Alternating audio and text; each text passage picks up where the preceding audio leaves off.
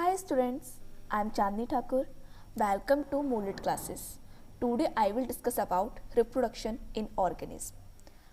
आपका reproduction in organism ये आपका क्लास 12th के चैप्टर 1 से लिया गया है, ठीक है ना। देन अब मैं आपका क्लास 12th के जितने भी चैप्टर हैं वो डिस्कस करने वाली हूँ, ठीक है ना। तो जो आपका क्लास 12 जो फर्स्ट चैप्टर है वो है आपका reproduction in organism.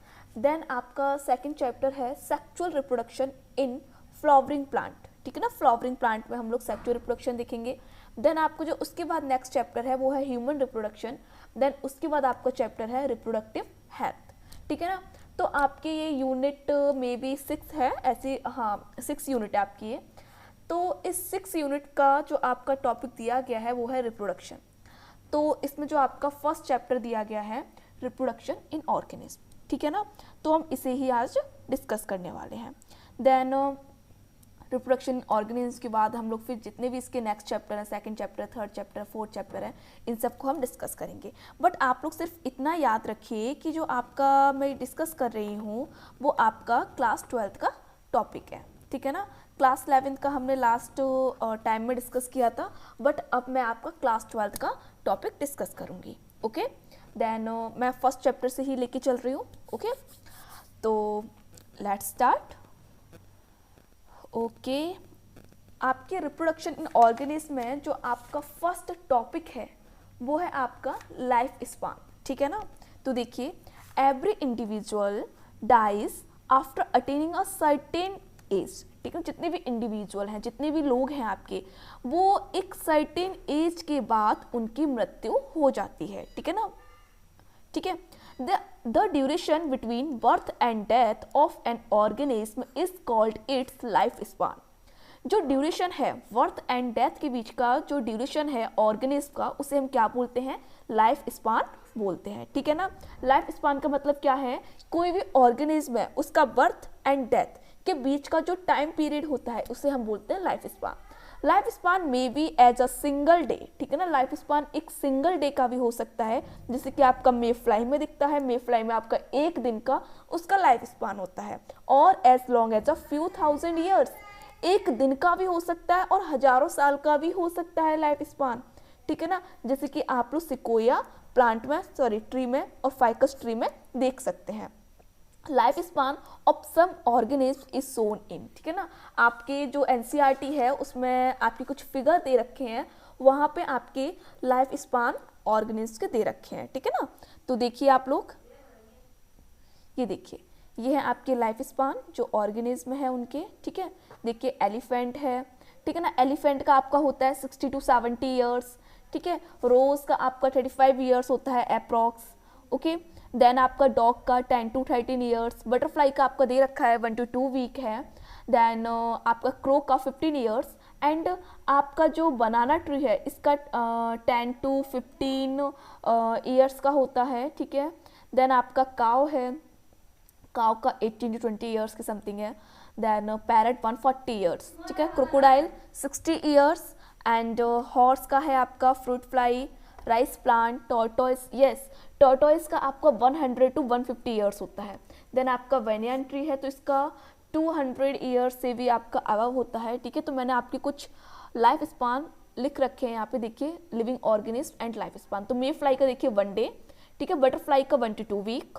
Wheat plant आपका 6 मंथ होता है। क्रो का 15 ईयर्स। Dog 25 years.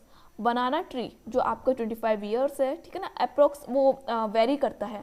ह्यूमन का है 100 ईयर्स, ठीक है। 75 ईयर्स भी है वैसे, 75 टू मतलब 70 to 100 ईयर्स बोल सकते हैं। देन पैरट का 140 ईयर्स। बैनियन ट्री का आपका 200 ईयर्स, ठीक है। और भी देखिए मैंने और भी आपके इसमें डाले हुए हैं, देखिए मे फ्लाई, ठीक है, आपका 1 ईयर। मेन आपका ह्यूमन बीइंग का 65, I mean 70 to 100 years very करता है ये। एंड एलिफेंट का 65 ईयर्स। Parrot 140 year. टॉर्टोइस का 200 years. And cat, dog, monkey, wheat का आपका 5 month. And banyan tree 300 to 500 vary करता है ये भी। एंड सिकोया ट्री, ठीक है ना। आपका सिकोया ट्री का मैं आपको दिखा देती हूँ, ये है आपका सिकोया ट्री, ठीक है ना, दिस वन, ओके। अब देखिए फेज ऑफ लाइफ स्पान। तो लाइफ स्पान के फेज भी होते हैं, ठीक है ना। जैसे कि आपका मतलब जैसे बच्चे का जन्म हुआ, देन बच्चे से मैच्योरिटी जो उसकी एक मैच्योर पीरियड वो अटेन करता है, ठीक है ना।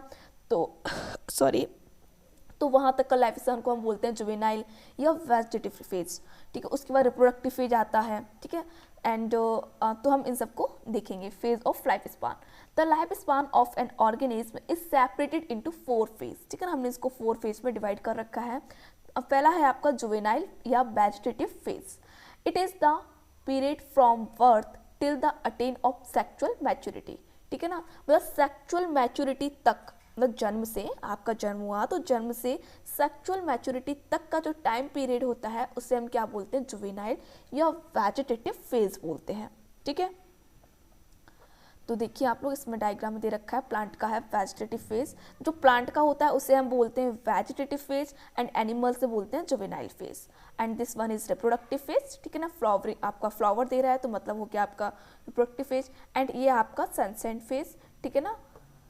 नेक्स्ट देखिए reproductive, the end of juvenile phase.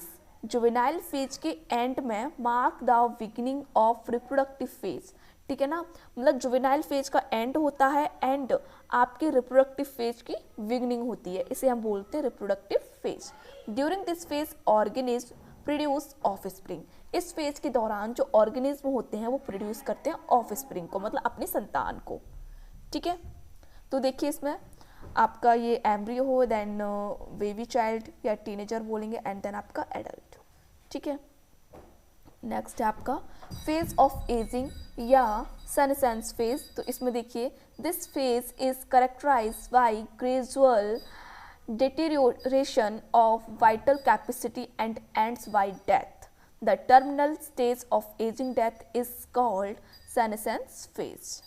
तो इसमें क्या बोला है कि ये फेज की इसकी मतलब करेक्टरिस्टिक्स क्या है इसकी, तो ग्रेजुअल, ठीक है ना। ग्रेजुअल डिटीरियोरेशन मतलब इसमें क्या होता है, ह्रास हो जाता है, क्षय हो जाता है, खराब हो जाती हैं जो वाइटल कैपेसिटी हैं, एंड एंड्स बाय डेथ, ठीक है ना। और ये मतलब इसमें क्या होता है, और ये डेथ की कगार पर होता है, मतलब फिर उसमें बाद में डेथ हो जाती है। The terminal stage of ageing death, ठीक है, इज कॉल्ड सेनेसेंस। फिर देखिए आप लोग नेक्स्ट है आपका death. It is the end of life span, मतलब लाइफ ऑफ एन ऑर्गेनिज्म, ठीक है ना। ये एंड होता है ऑर्गेनिज्म की लाइफ का। The change from one stage to other are determined by genetic factor. ये जो आपके चेंज हो रहे हैं एक स्टेज से अदर स्टेज में, ये डिटरमाइन होते हैं जेनेटिक फैक्टर के द्वारा, हार्मोन्स के द्वारा, एंड द एनवायरमेंटल फैक्टर के द्वारा, ठीक है। फिर देखिए size of organism has no correlation with their life span. अब बोल रहा है जो ऑर्गेनिज्म का जो साइज होता है उसके लाइफ स्पान से कोई रिलेशन नहीं होता है, कोई कोरिलेशन नहीं है, ठीक है ना। साइज ऑफ ऑर्गेनिज्म, जैसे कि आपका एलिफेंट है तो एलिफेंट का साइज इतना बड़ा है, अब ये कहो कि उसका जो लाइफ स्पान है वो कितना होगा, ये आपका डिपेंड नहीं करता उसके साइज पे, ठीक है। जैसे कि आपको देखिए life span of organism is not necessarily correlated with their size. जो ऑर्गेनिज्म का लाइफ स्पान है वो रिलेटेड नहीं है, कोरिलेट नहीं करता है उसके साइज से। Size of crows and parrot is not very different yet their life span shows a wide difference. बोलो जो क्रो और पैरट का जो मतलब उनका साइज है वो ज़्यादा डिफरेंट नहीं है, वो ज़्यादा वेरी नहीं करता है, मतलब साइज देखिए क्रो और आपके पैरट का तो वो सेम है, बट अगर उनका हम लाइफ स्पान देखें तो आपका देखिए मैं आपको एक बार अच्छे से बता देती हूँ, जस्ट वेट मैं पेन ले लूँ थोड़ा। ओके देखिए जो आपका क्रो है, ठीक है ना, क्रो और पैरट हैं आपके वो सेम साइज के होते हैं, ठीक है, सेम साइज के हैं, बट अगर उनका हम लाइफ स्पान देखें तो क्रो का तो आपका 15 ईयर्स है, ठीक है ना, और आपका पैरट का कितना है 140 ईयर्स है, ठीक है ना। पैरट कितना 140 ईयर, तो वो ही बोल रहा है कि जो उनका साइज है वो और आपका लाइफ स्पान दोनों एक दूसरे से कोरिलेट नहीं है।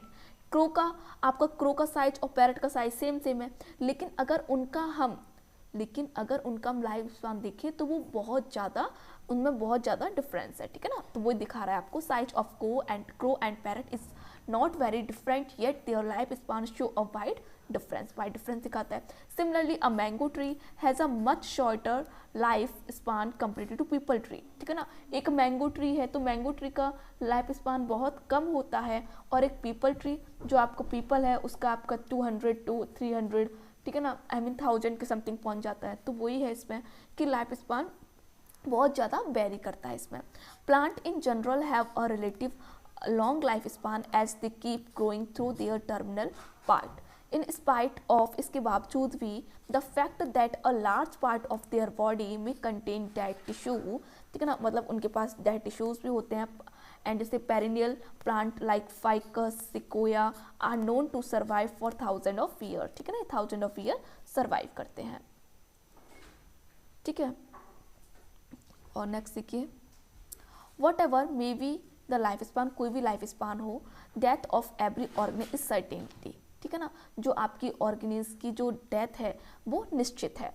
नो इंडिविजुअल इज इमोर्टल, कोई भी इंडिविजुअल आपका अमर नहीं है, ठीक है ना, except a single cell organism like amoeba, किसको छोड़कर, आपके सिंगल सेल अमीबा को छोड़कर, एंड बैक्टीरिया को छोड़कर। Why do we say that there is no natural death, हम क्यों कह सकते हैं कि इनकी कोई नेचुरल डेथ नहीं है, क्योंकि जो ये ऑर्गेनिज्म है, आई मीन जो आपका अमीबा है, बैक्टीरिया है, वो क्या करते हैं, इनमें बाइनरी फिजन होता है, ठीक है ना, मतलब ये एक सेल से अपनी दूसरी सेल बना लेते हैं।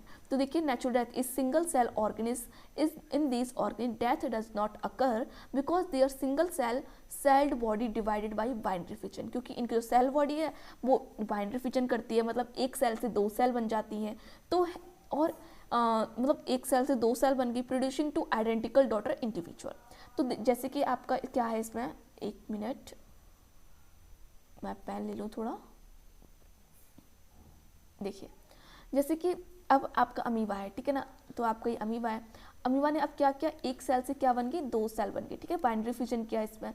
तो अब इनकी इमोर्टल मतलब परमानेंटली डेथ तो नहीं हुई, मतलब इसने क्या किया, एक सेल से दो सेल अपनी आइडेंटिकल दो सेल बना ली, ठीक है ना। तो इसलिए हम बोलते हैं कि एक्सेप्ट अमीबा और बैक्टीरिया को छोड़कर इनकी डेथ नहीं होती है, इनको छोड़कर, ठीक है ना। नेक्स्ट है, नाउ द क्वेश्चन अराइज, अभी क्वेश्चन अराइज होता है, how vast number of plant and animal species have been existing for several thousand year, मतलब जो कई सारे प्लांट एंड एनिमल स्पीसीज हैं वो कई सारी 1000 ईयर, ठीक है ना, सेवरल थाउजेंड ईयर एग्जिस्टिंग, मतलब एग्जिस्ट कैसे करती हैं, ठीक है ना, एग्जिस्ट कैसे करती हैं। तो बोल रहे there is some processes of reproduction की कई सारी प्रोसेस हैं दैट आर रेस्पॉन्सिबल होती हैं for continuity of species generation after generation. चलिए उसके बाद हम देखते हैं what is a reproduction. Reproduction is a biological process, reproduction क्या है, आपकी एक बायोलॉजिकल प्रोसेस है। Reproduction is a biological process in which an organism, जिसमें एक organism give rise to young one, जो एक यंग वन को उत्पन्न करता है, ठीक है ना, रिप्रोड्यूस करता है, प्रोड्यूस करता है। The young one are called offspring, और जो यंग वन होता है उसको हम क्या बोलते हैं, ऑफ स्प्रिंग बोलते हैं। द यंग वन ग्रो करता है, मैच्योर होता है, एंड रिपीट द प्रोसेस, और फिर इसी प्रोसेस को रिपीट करता है, it is called reproduction. Next देखिए, characteristics features of reproduction. Reproduction के करेक्टरिस्टिक फीचर्स क्या है, तो उनको देख लीजिए। All modes of reproduction have some basic features, ठीक है ना, कुछ कोई भी मोड हो रिप्रोडक्शन का उसके कुछ बेसिक फीचर्स होते हैं, उनको देख लीजिए। सिंथेसिस ऑफ आरएनए का बनना, प्रोटीन एंड अदर बायोकेमिकल्स का बनना। रेप्लिकेशन ऑफ डीएनए का रेप्लिकेशन होना, इसमें आगे चैप्टर आपके सारे दे रखे हम सब पढ़ाएंगे आपको, ठीक है। Formation of carbon of DNA, ठीक है ना, डीएनए का मतलब फॉर्मेशन करना, उसकी कार्बन कॉपी बनाना। सेल डिवीजन,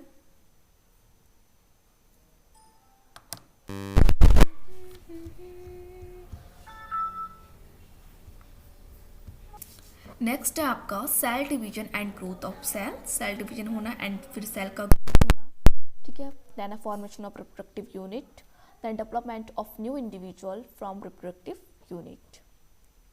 नेक्स्ट देखिए आप लोग, अब पर्पज ऑफ रिप्रोडक्शन, अब रिप्रोडक्शन का पर्पज क्या है उसको देख लीजिए। तो इसमें है आपका कंटिन्यूटी ऑफ स्पीसीज को कंटिन्यू करना, उसकी कंटिन्यूटी को बनाए रखना। तो reproduction maintains the continuity of species, जो रिप्रोडक्शन है वो स्पीसीज की कंटिन्यूटी को मेंटेन करता है, ठीक है। आपको पता है मतलब जो स्पीसीज है जैसे कि हमारे दादी, फिर हमारी मम्मा एंड मतलब मदर फादर एंड आपके मतलब आप लोग, फिर देन आपकी शादी होगी तो आपके बच्चे, तो ये है कि स्पीसीज को, वो स्पीसीज की कंटिन्यूटी को बनाए रखता है। Population of organisation, it maintain population of young adult and aged individual of a species, ठीक है। पॉपुलेशन को ना, था मैंने कहा था ना कि एक ही स्पीसीज को हम क्या बोलते हैं, पॉपुलेशन, तो पॉपुलेशन को ही बनाए रखता है, उसका ऑर्गेनाइजेशन करता है। Then replacement, it replace individual dying due to ageing, ठीक है ना। Then variations, it introduce variations in the organism, useful variation help in adaptation and evolution, जो वेरिएशंस आते हैं तो वो यूजफुल होते हैं एडेप्टेशंस एंड इवोल्यूशंस में, ठीक है ना। Then life, existence of life on the earth is possible only due to reproduction, ठीक है ना। जो लाइफ एक्जिस्टेंस करती है वो किसकी वजह से करती है, ओनली रिप्रोडक्शन के ही कारण। देन आपका मोड ऑफ रिप्रोडक्शन है, तो basically they are two mode of reproduction, first one is sexual reproduction and second one is sexual reproduction, ठीक है। तो आपको देखिए इसमें एसेक्सुअल रिप्रोडक्शन है आपका, ठीक है। ये तो आपको सेक्सुअल रिप्रोडक्शन है कि मतलब मदर का एग ओवम जिसमें आपके 23 क्रोमोसोम होते हैं एंड आपका फादर का स्पर्म 23 क्रोमोसोम, देन आपका फर्टिलाइज होगा तो आपका जाइगोट बनेगा, 46 क्रोमोसोम हो जाएंगे, देन एम्ब्रियो होगा, ठीक है। ये तो आपका होगा सेक्सुअल रिप्रोडक्शन। देन जो आपका लास्ट जो नीचे है आपका ये है आपका एसेक्सुअल रिप्रोडक्शन, वन पेरेंट होता है, देन वन पेरेंट आपका डिवाइड करता है तो आपके 2 आइडेंटिकल डॉटर्स बन जाते हैं, ठीक है ना। तो ये हो गया आपका इस मतलब थोड़ा सा मैंने एसेक्सुअल एंड सेक्सुअल रिप्रोडक्शन के बारे में बताया। अब कल जो नेक्स्ट क्लास होगी आपकी उसमें हम पढ़ेंगे एसेक्सुअल रिप्रोडक्शन, ठीक है, अच्छे से पढ़ेंगे। इसमें हमारा होगा सेल डिवीजन पढ़ेंगे हम, अमीबा का वर्डिंग, मतलब जो वर्डिंग ईस्ट में कैसे वर्डिंग होती है, ठीक है, बाइंडरी फिजन इन अमीबा, इन सबको हम अच्छे से देखेंगे। देन उसमें आपका क्लेमाइडोमोनास का जूस्पोर, ठीक है ना, एंड कॉनिडिया, पेनिसिलियम में जो कॉनिडिया होता है उसका, हाइड्रा में जो वर्ड्स होती हैं उनको देखेंगे, स्पॉन्जिस में आपके जैम्यूल्स को, इन सबको हम अच्छे से देखेंगे। फिर उसके बाद आपका आता है वेजिटेटिव रिप्रोडक्शन, तो वेजिटेटिव प्रोपागेशन है उसको भी हम देखेंगे, प्रोपेक्यूल्स जो आपका होता है, ठीक है, पोटैटोज ऑफ आइज, ठीक है ना, आइज ऑफ पोटैटो बोलेंगे, एंड राइजोम ऑफ जिंजर, ठीक है, वल्व्यूल of agave, leaf bud of bryophyllum, offset of water hyacinth, ठीक है ना। इन सबको भी हम अच्छे से नेक्स्ट क्लास में देखेंगे। तो आपका नेक्स्ट क्लास का टॉपिक क्या होगा, एसेक्सुअल रिप्रोडक्शन। आप लोग इसे रिवाइज कीजिए, देन नेक्स्ट क्लास करते हैं। Okay, so very much thank you, all the best.